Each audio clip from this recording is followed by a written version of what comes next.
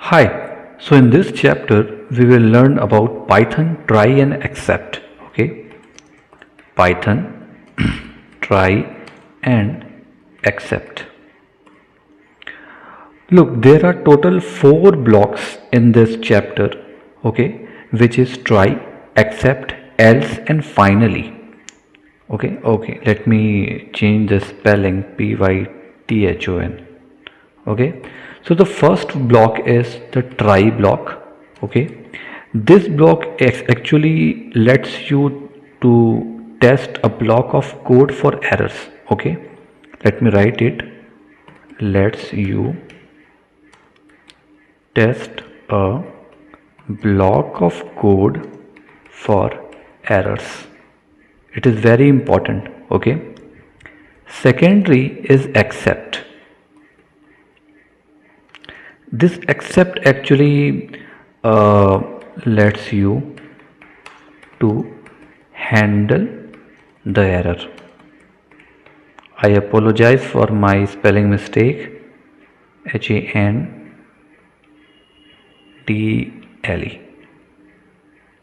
Okay, the third block is else. It actually lets you to execute the code when there is no error. Okay, and the last and the final one is finally. FINALLY. What finally do? Finally basically lets you execute the code. What should we write? We should write regardless of the result. RESULT of the try and except block. Understood? This we will see in practical part. So first let's see how the try you can use try. Okay, but before trying this, first we should learn about exception handling.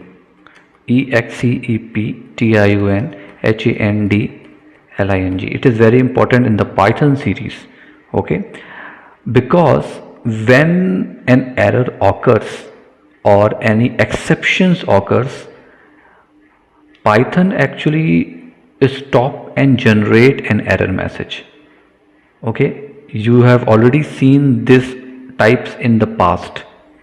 Okay, I am repeating the thing. When any error occur or any exception occur, Python will normally stop and generate an error message. Okay, so these exceptions can be handled using the try statement. You have seen this type of thing in the pass statement also. We have seen in the previous videos, right? But it is same as try statement. So for this, first we will see how this try block will work. BLOCK. Okay, just suppose any variable is not defined, then we can proceed to the next stage by using the try block. Just suppose try. Okay, if I'll print this, let me write A. Okay, then I'll use except, and then if I'll print this, print error occurred. Okay, this is a simple case. It's very simple case. In this section, let me print it. Here it is already printing what error occurred, whatever I have written in the except case. Here the try block will generate an error because here X is not defined. Understood? Just suppose here the try block raises an error.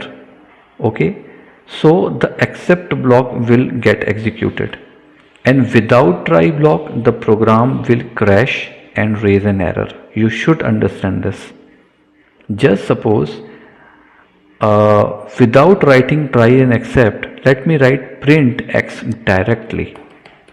Print X, and if I'll run this, it is saying the error that name X is not defined.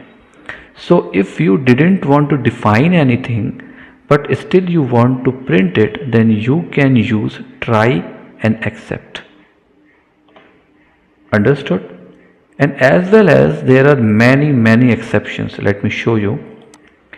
Even here you can define as many as exceptions blocks as you want. Like, just suppose if you want to execute a special block of code for a special kind of error. Just suppose you want to print a name error type of thing, like let me print a message that if the try block raises a name error, then another block will give you other errors. Okay, let me write it. Let me try and then print X. Okay, let me write accept and name error,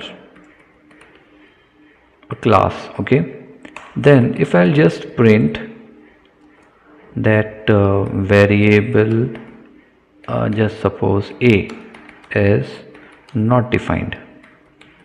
I want to print it because I have not defined any variable. Okay, and even I can use another accept. Okay, it is just like if else statement. Now print, let's say something else is wrong. Okay, so what it will print? It will print that variable A is not defined. Why? Let me print it. Okay, because this try block will generate a name error because X, A, B, whatever variable you will write here is not defined. We have not given any of the errors, right? We have not given anything. Let me write it X. We have not given anything. We have not defined X. So we can use the same thing, right? This is the try and accept. If you will talk about the else, then we can use the else keyword to define a block of code which is to be executed if no errors were raised. Okay, so let me take an example where we will use the try block which does not generate any error. Okay, let's try, then print. Let me write here, let's say hello.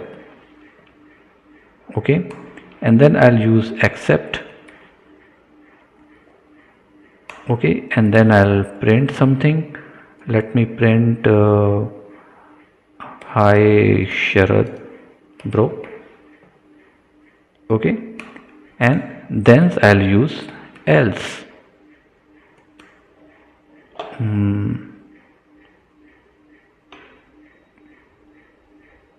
Let me above it else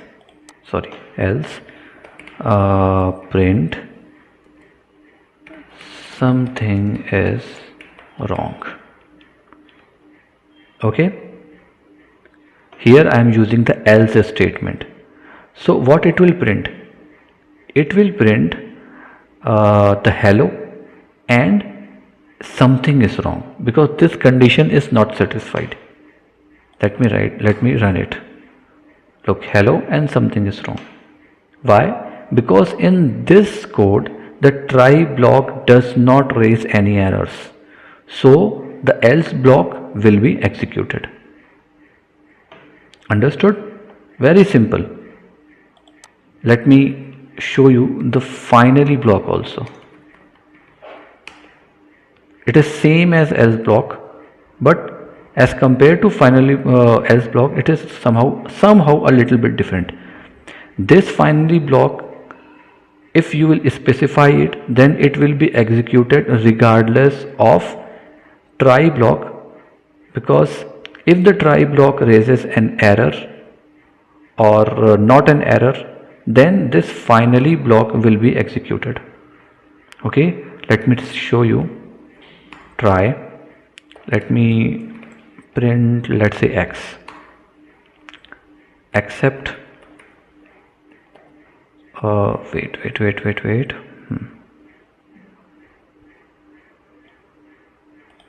Okay, except let me print here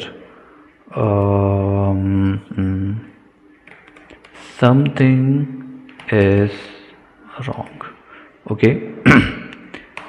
And replacing else, I'll use finally print the try and except, it is just a string, okay, is finished is finished.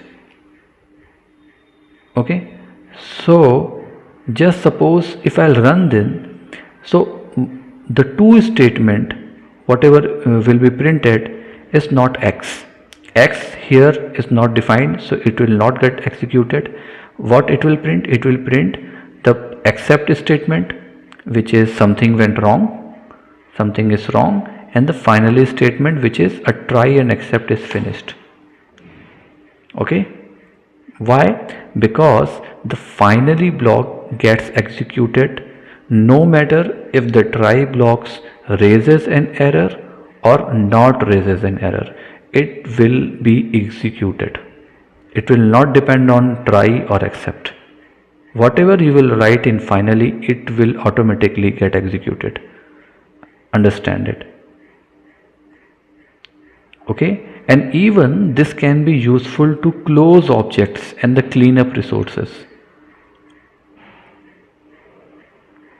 Okay, so this is a very simple thing. And I want to show you one more thing. Just suppose if any exception raises, then what will happen? Let me write a heading,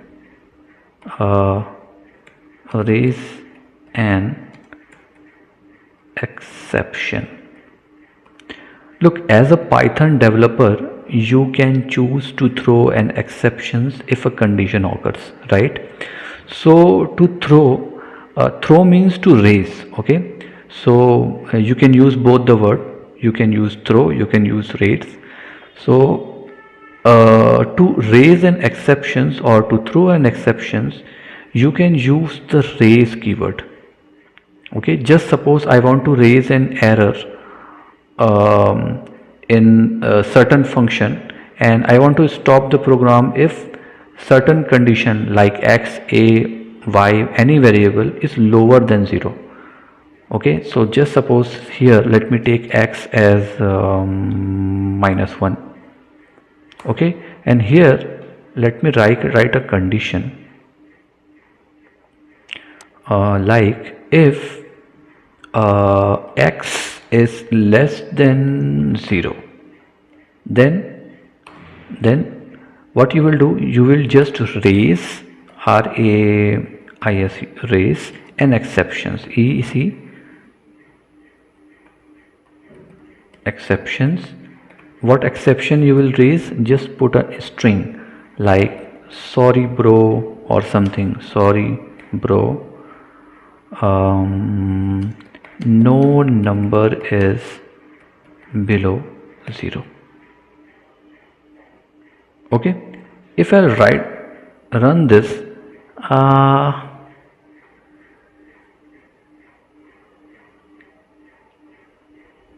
wait, okay, so if I'll run this, you can see it raises an overall error.